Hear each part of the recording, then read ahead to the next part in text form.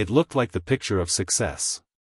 David and Laura Bennett were the kind of couple people admired, the ones who seemed to have it all.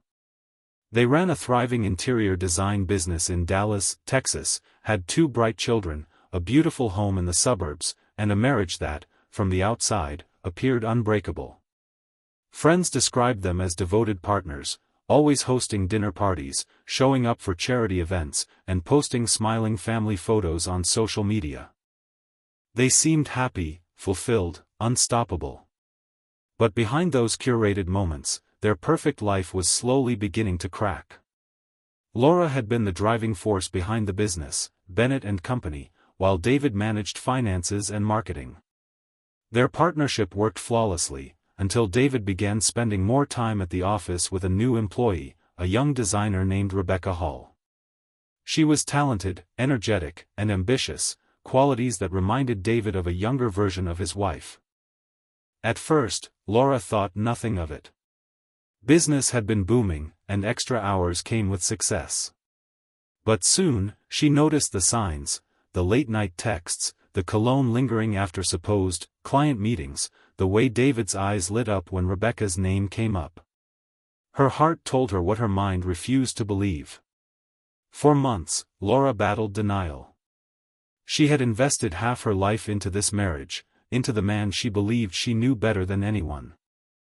But the distance between them grew impossible to ignore. The laughter that once filled their home was replaced by silence. Dinners turned cold. Touches became rare. Then came the night everything changed. Laura found an unfamiliar receipt while sorting laundry, a hotel booking under David's name. The location? The very same boutique hotel where they had celebrated their anniversary years earlier. Her chest tightened as she stared at the date, it was for that very evening. Her hands trembled. She could almost hear her pulse pounding in her ears. For hours, she sat frozen at the kitchen table, wrestling with disbelief and heartbreak. Then something inside her snapped. She grabbed her keys and left. As she drove through the quiet Dallas streets, her emotions spiraled, sadness melting into fury, love curdling into rage. The city lights blurred through her tears. She wasn't just a betrayed wife now, she was a woman desperate for answers. When she pulled into the hotel parking lot, she spotted David's silver SUV immediately. Her heart dropped. She stepped into the lobby, her heels echoing against the marble floor, and there he was, standing by the bar, laughing softly with Rebecca. They looked comfortable, intimate. The sight hollowed her out. David. Her voice broke through the hum of conversation like a blade. Every head turned. Rebecca froze. David's face drained of color. "What are you doing here?" He stammered, trying to calm her, but it was too late. "You brought her here?" Laura's voice trembled, a mix of hurt and disbelief. "Here, of all places?" The hotel manager moved in to de-escalate, but Laura's humiliation had already burned deep. Guests whispered, phones lifted to record. David reached for her arm, but she pulled away, storming out toward the parking lot. He followed, calling after her, pleading for her to stop. The argument escalated, voices echoing across the dimly lit asphalt. Neighbors later described hearing screams, raw, guttural sounds of heartbreak and rage. Moments later came a sound no one could ever forget, the roar of an engine. And then, a sickening thud. When the car came to a stop, David lay motionless on the ground. Witnesses stood frozen in horror as their teenage daughter, Emma, who had secretly followed her mother, fearing something like this might happen, screamed from the passenger seat. The security cameras caught everything. In a matter of seconds, the Bennett family's perfect life shattered beyond repair. The parking lot was chaos. Red and blue lights painted the night as police cars and ambulances surrounded the hotel. Onlookers whispered, phones still raised, recording every tragic detail. A once private confrontation had become a public spectacle. Laura stood by her car, trembling, her hands still gripping the steering wheel as if letting go would make it real. Her daughter, Emma, was crying uncontrollably beside her, shouting through sobs, "Mom, what did you do? What did you do?" David lay on the pavement, motionless, his white dress shirt stained dark under the harsh glow of the lights. Paramedics rushed in, but within minutes, one shook his head, a small, silent signal that said it all. He was gone. Laura collapsed, her knees giving out beneath her. The weight of what had happened hit her like a tidal wave, the shock, the horror, the irreversible finality. Just hours earlier, she'd been a wife trying to save her marriage. Now she was the woman who had ended it in the most tragic way imaginable. Detective Ryan Cole arrived at the scene shortly after midnight. A seasoned investigator, calm but sharp-eyed, he'd seen his share of domestic disputes, but this was different. The crime scene wasn't a dark alley or a shadowy corner, it was the parking lot of an upscale hotel, well-lit and caught entirely on camera. The footage was damning. It showed Laura following David to the car, shouting at him, and then, in one horrifying moment, accelerating toward him not once, but twice. Cole approached her slowly, his tone professional but firm. "Mrs. Bennett, I'm Detective Cole. I need to ask you some questions." Laura's eyes were glassy, her voice barely above a whisper. "It wasn't supposed to happen like this. I just wanted to talk to him. I didn't mean." But her words faded into a sob. Emma stood nearby, wrapped in a blanket an officer had given her, her face pale and expressionless. The detective's gaze softened slightly as he looked between them. "We'll take care of your daughter, ma'am. But right now, I need you to come with me." Laura nodded, numb, her body moving as if detached from her mind. She was handcuffed quietly, no struggle, no resistance. The cameras flashed, news crews had already arrived, tipped off by witnesses. Within hours, the story was everywhere. Dallas businesswoman kills husband in hotel parking lot. At the police station, Laura sat in the interrogation room, her reflection staring back at her from the one-way glass. Her hands shook as she tried to explain herself to Detective Cole. "I followed him because I needed to know," she said, her voice raw. "He was meeting her there, the same hotel where we spent our anniversary. He didn't even try to hide it anymore. When I saw them together, I just snapped. It was like I wasn't even in my body anymore." Cole listened quietly, taking notes. "Did you intend to harm him?" Her eyes filled with tears. "No. I just wanted him to see what he'd done to me. But when he came toward the car, I panicked. I didn't mean for it to go that far." He studied her face for a long moment. There was no hatred there, no triumph, only devastation. Yet, the evidence was undeniable. By dawn, the footage had gone viral. Clips of the confrontation flooded social media, dissected by strangers who didn't know the Bennetts but felt entitled to judge them. Hashtags trended. Talk shows speculated. In one night, Laura Bennett had gone from respected entrepreneur to national headline.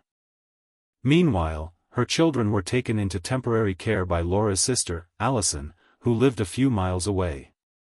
Allison's heartbreak was visible as she spoke to reporters briefly. She loved her husband. They built everything together. I think she just broke under the pain. At the county jail, Laura sat in her cell, silent. Her wedding ring, once a symbol of devotion, had been taken during booking. The echo of that metal band hitting the evidence tray stayed in her mind like a haunting sound. In another room, Emma gave her statement, still shaking. She told detectives she had followed her mother because she didn't trust what might happen. "I just wanted to stop her," she whispered. But it all happened so fast. Her words pierced everyone in the room. The autopsy confirmed what the footage already showed. David had died instantly from blunt force trauma. Toxicology reports found nothing unusual. He hadn't even been drinking that night. He had gone to meet Rebecca, unaware that it would be his last evening alive. Rebecca Hall, the young designer, cooperated with police immediately. She admitted to the affair, saying she had been trying to end it that night. "He told me he still loved his wife," she confessed through tears. "He said he wanted to fix things, but I guess it was too late." When Laura's mugshot appeared on the news, it sent shockwaves through their community. The image of her, once the poised, confident face of Bennett and Company, now hollow-eyed and broken, became the symbol of a tragedy that blurred the line between love and destruction. The DA's office prepared to charge her with second-degree murder, citing the video as clear evidence of intent.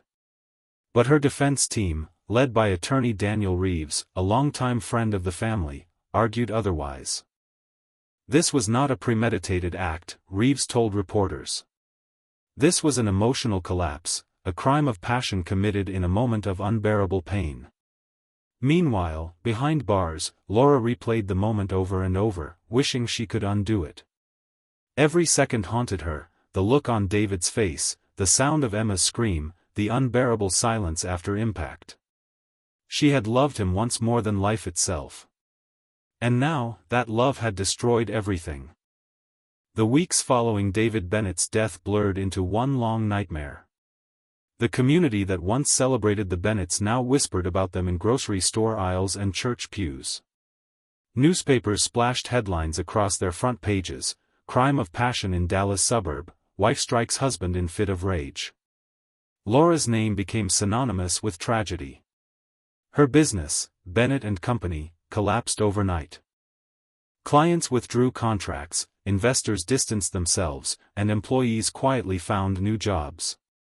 The life she and David had spent 20 years building vanished like smoke. Through it all, Laura remained in county jail, awaiting trial. She rarely spoke. Even her attorney, Daniel Reeves, struggled to reach her. "She's numb," he told reporters quietly. "She's living in a loop, replaying that night over and over." Her children visited once under the supervision of social workers. Emma couldn't bring herself to step closer than a few feet. She looked at her mother through tears, whispering, "You took him from us." Laura wanted to reach out, to explain, but the words wouldn't come. She could only whisper back, "I know, sweetheart.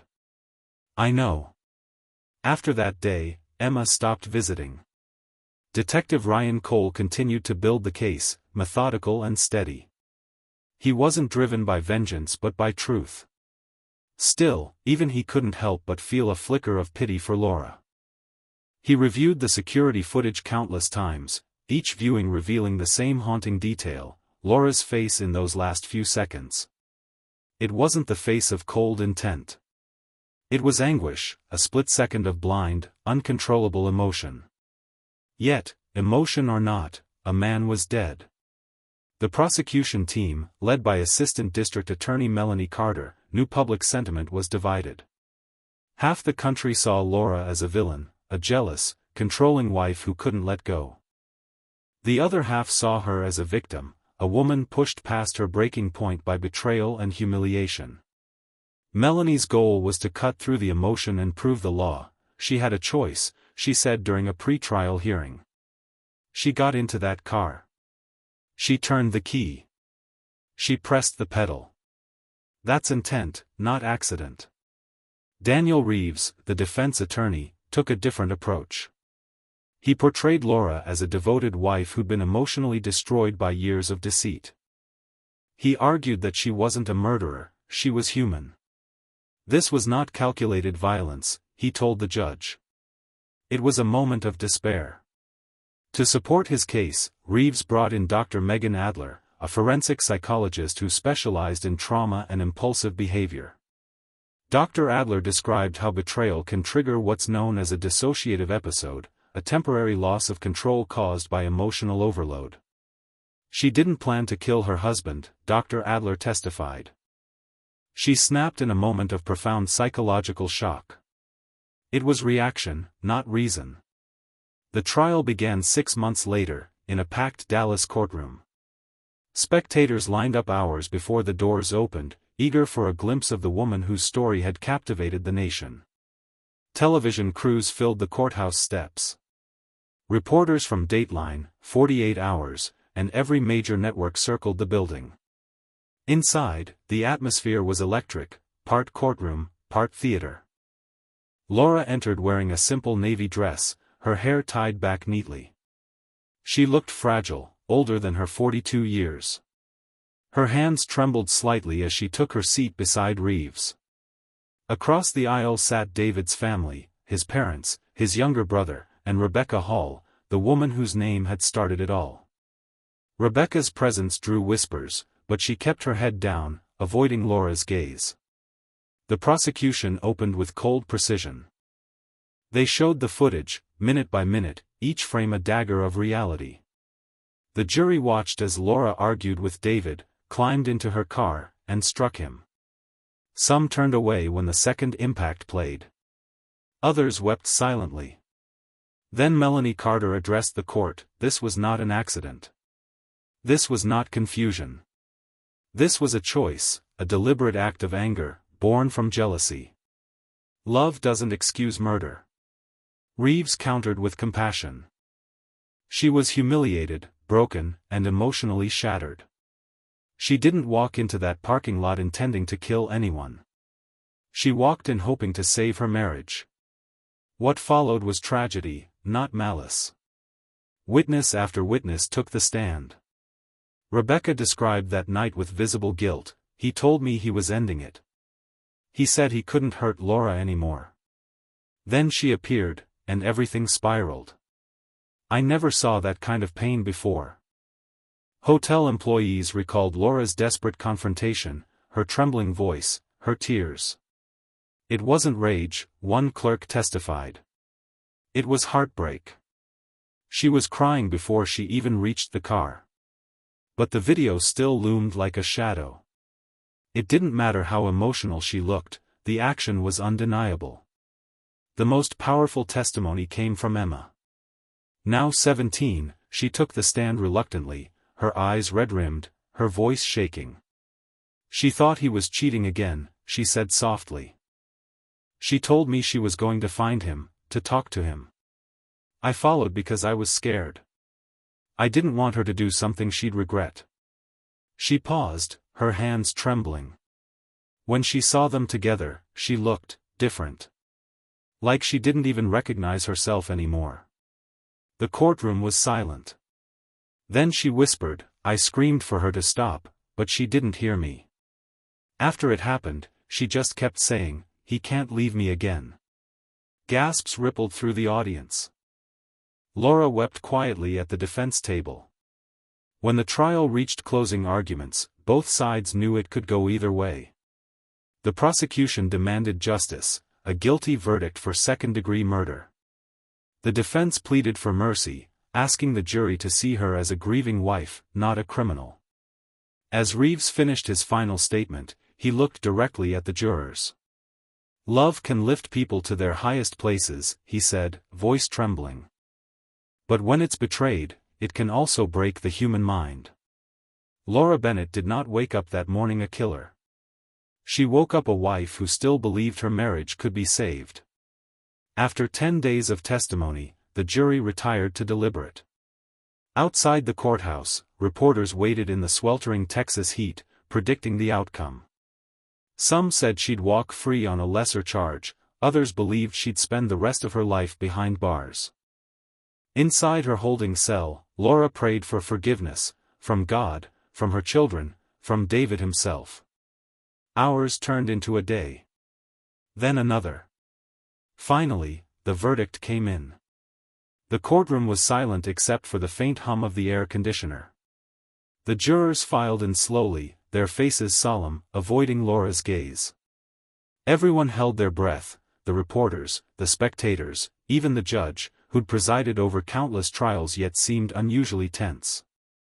Laura sat perfectly still beside her attorney. Her hands were clasped so tightly in her lap that her knuckles had turned white. Daniel Reeves leaned close, whispering, "Whatever happens, stay calm." But his voice trembled. The bailiff called for order as the foreperson stood, holding the folded verdict slip. Time seemed to freeze. In the matter of the state of Texas versus Laura Bennett, on the charge of second-degree murder, a pause, one unbearable heartbeat, we, the jury, find the defendant guilty. The words hit Laura like a physical blow. A quiet gasp rippled through the courtroom. Emma, sitting in the back row beside her aunt, began to cry. Laura turned her head just slightly, her eyes finding her daughter's through the blur of tears. She wanted to say something, anything, but her voice wouldn't come.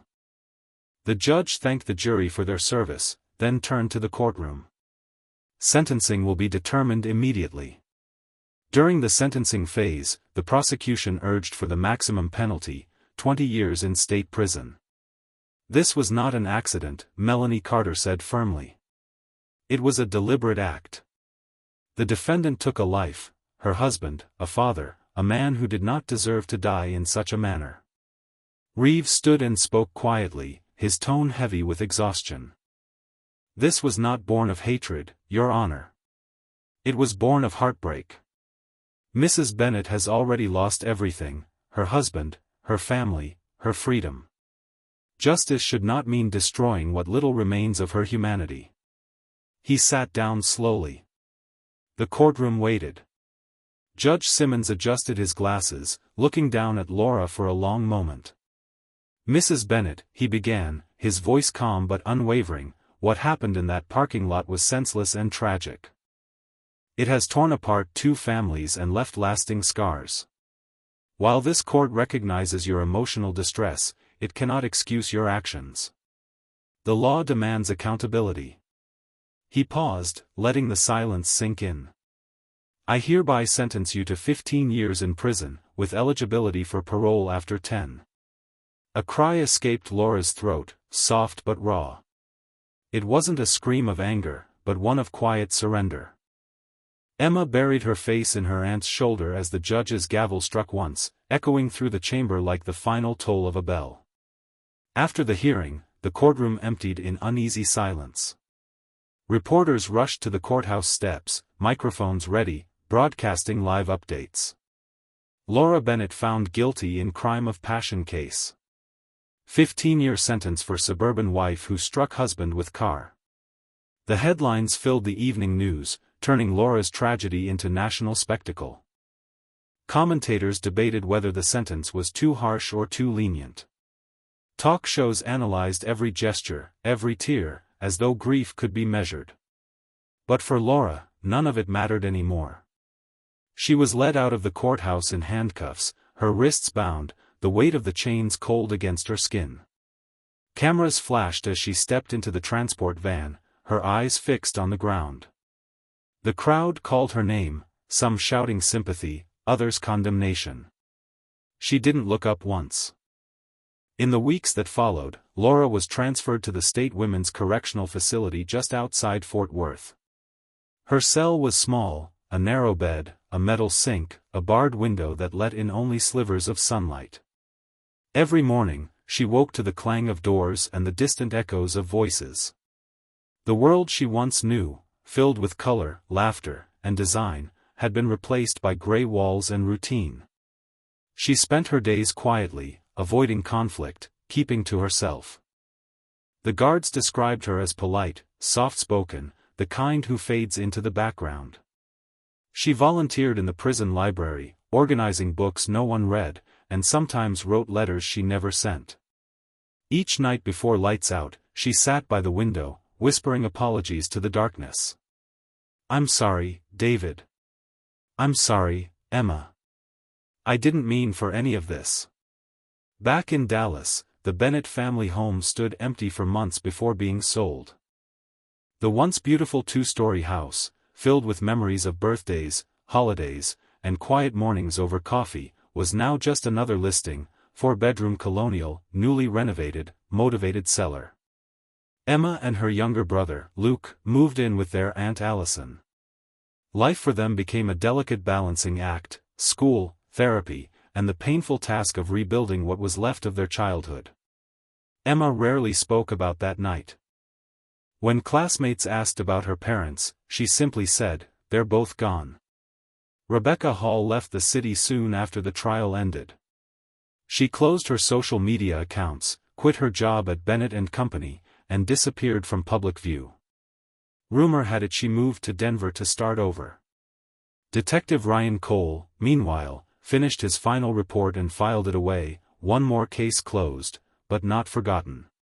He later told a colleague, "That one stuck with me. You could feel it, that moment where love turned into something unrecognizable. It wasn't evil, just human." Months turned into years. The media moved on to new scandals, new tragedies.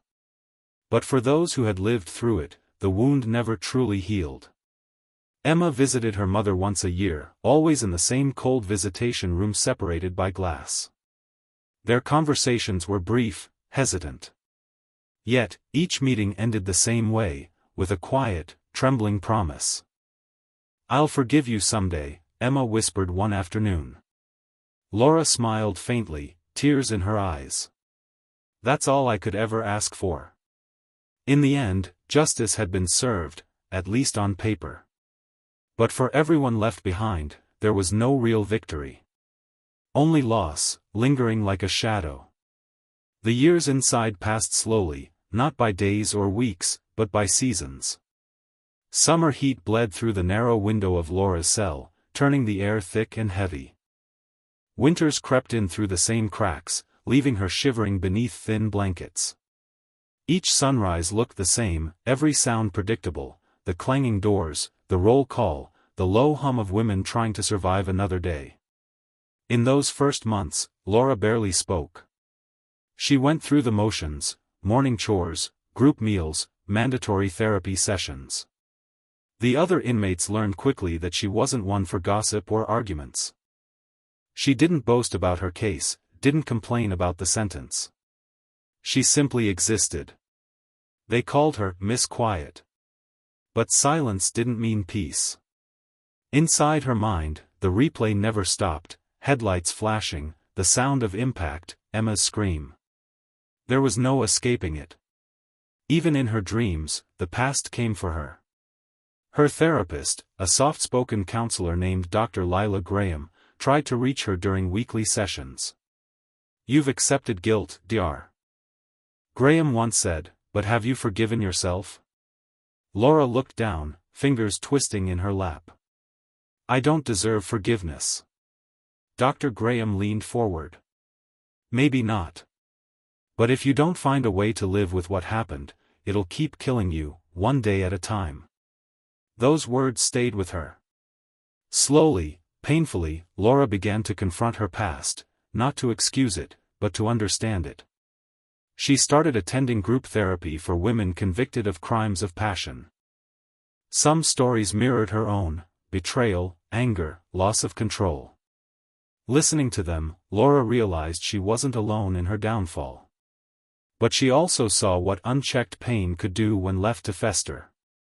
One night, after a particularly difficult session, she sat on her bunk and began to write long letters to David, never mailed. "David, if you could see me now, you wouldn't recognize me. I barely do. They say time heals, but it doesn't, it only teaches you how to carry the weight. I wish I could tell you how sorry I am. I wish I could go back to that night and stop myself. I didn't want to end your life. I just wanted you to see mine falling apart." She filled pages with memories, their first apartment, their children's laughter, the business they built together. In those letters, she found something resembling peace. 5 years into her sentence, Laura joined the prison's vocational program. She began teaching art classes to other inmates, sketching, painting, color theory. It was a strange twist of fate. The woman who once designed luxury homes now helped women paint scenes of freedom on scraps of cardboard. Her classes became popular. Inmates who rarely spoke found expression in color and shape. One of them, a young mother serving time for theft, told her, "You've got this calm about you. Like you've already made peace with the world." Laura smiled softly. "I'm still working on it." For the first time in years, she felt something stir inside her, not happiness, but purpose. Meanwhile, on the outside, Emma grew up. She graduated high school quietly, avoiding the cameras that had once followed her family. She went to college on a scholarship, studying psychology, perhaps seeking to understand what had broken her mother's mind that night.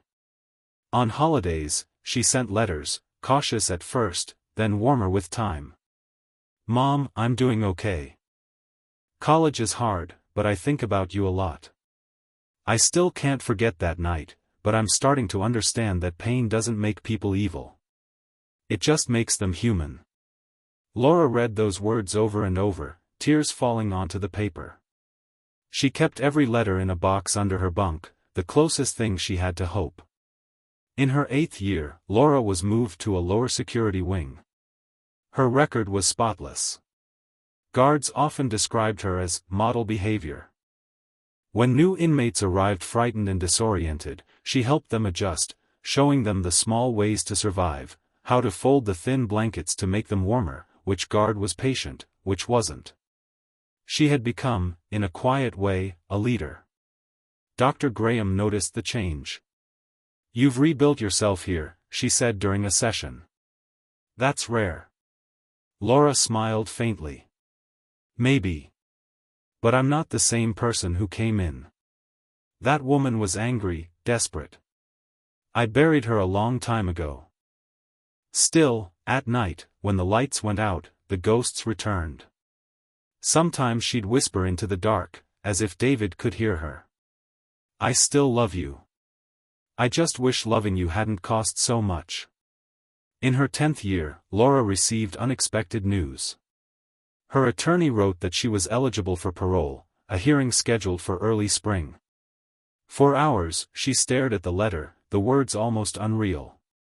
Freedom, something she'd stopped imagining, might be possible. But what did freedom mean now? The world had changed. Her children were adults. Her husband was gone. The home she once knew was someone else's dream. That night, she sat at the tiny metal desk and wrote one more letter to Emma. "Sweetheart, I don't know what life will look like if they let me out. I'm scared of how much I've lost, but I'm more scared of losing you again. I hope one day we can sit across a real table, no glass between us, and talk like we used to.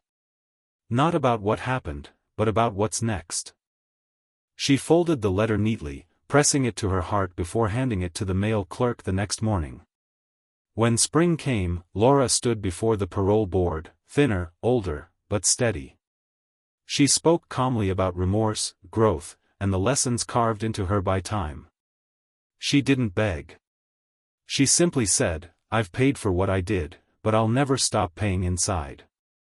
I just want to try and live what's left of my life in peace." The board took her case under review.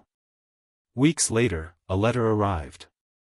She held it in shaking hands before she opened it. Approved for release on parole, effective immediately. Laura exhaled, her knees weakening. 10 years after the night that destroyed her life, the doors would open again. But freedom, she knew, would not be simple. The morning Laura Bennett stepped out of prison, the world felt too big, too bright. The gates slid open with a groan, and for the first time in 10 years, there was no one telling her where to stand or when to speak. She took a deep breath, the cool spring air filling her lungs, and looked up at the sky. It was a shade of blue she had almost forgotten existed. A guard handed her a small cardboard box, her life reduced to a few items, a folded photograph of her children, a wedding band in a plastic bag, and a notebook full of letters she'd written over the years but never mailed. Waiting just beyond the fence was Emma. Laura froze, her throat tightening. She hadn't dared to hope her daughter would come.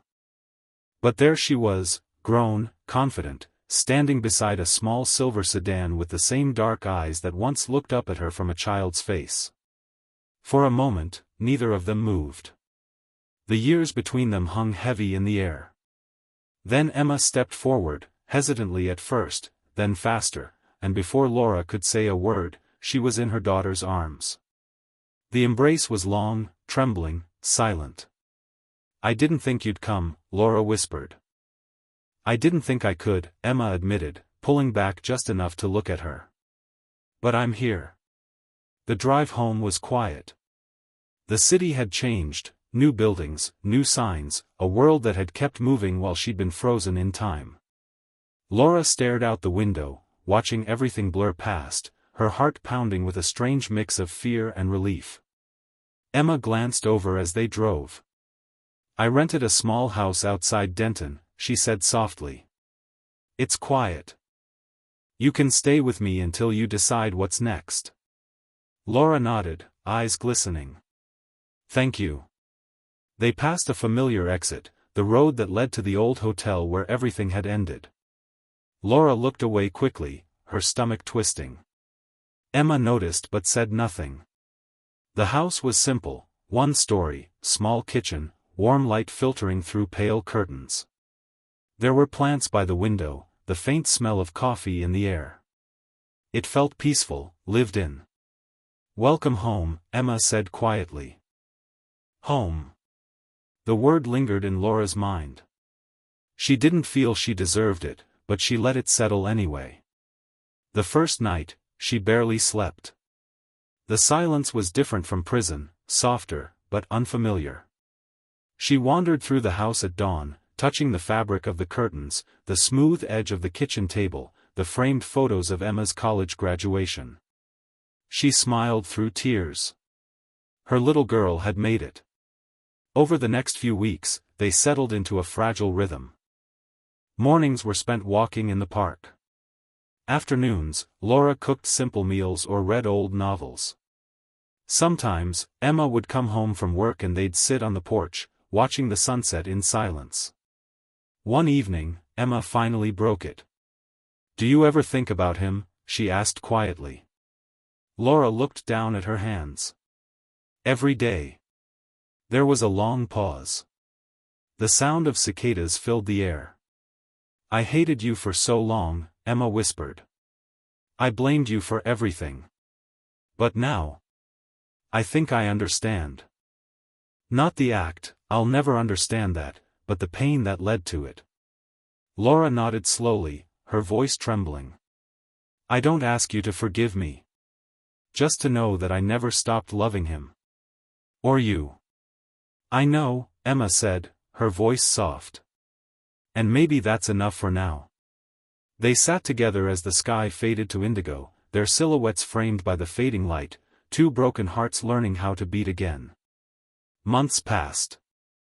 Laura began volunteering at a local shelter, helping women escape abusive relationships and rebuild their lives. She rarely spoke about her past, but those who worked with her sensed she understood pain in a way few could. In quiet moments, she would visit the small cemetery on the outskirts of Dallas, where David was buried. She always came alone, leaving a single white lily on his grave. I hope you found peace, she'd whisper. I'm still trying.